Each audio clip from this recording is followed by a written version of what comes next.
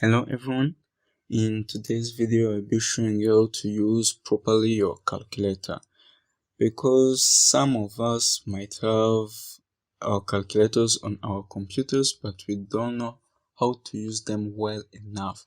I'm not saying that we all don't know it, so it is like a trick I'm going to show you, but it is not like a trick, it's something like that.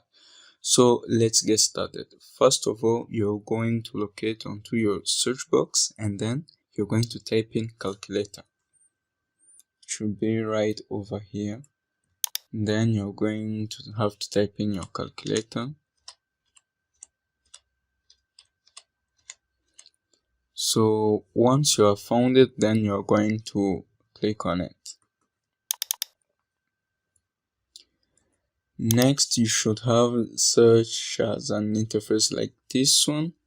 Then it is by default open in the standard form. So all you have to do is there is 3 little buttons that you are going to open. It's open navigation, then you're going to click on it. Now you should see other wide varieties of things that your calculator can perform, such as scientific, where now there is included some logs, lns, and 10 power square roots, or even more the exponentials and something like that. Also, there is graphing, programmer, date calculation, currency.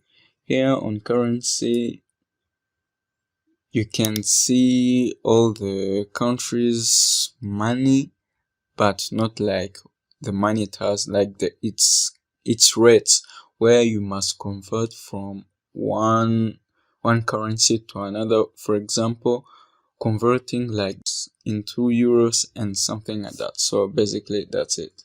So you can also convert temperature from Celsius to Fahrenheit, or Fahrenheit to Celsius, or even importing Kelvin. So it will depend on your choice. So that's it for today, and thanks for watching.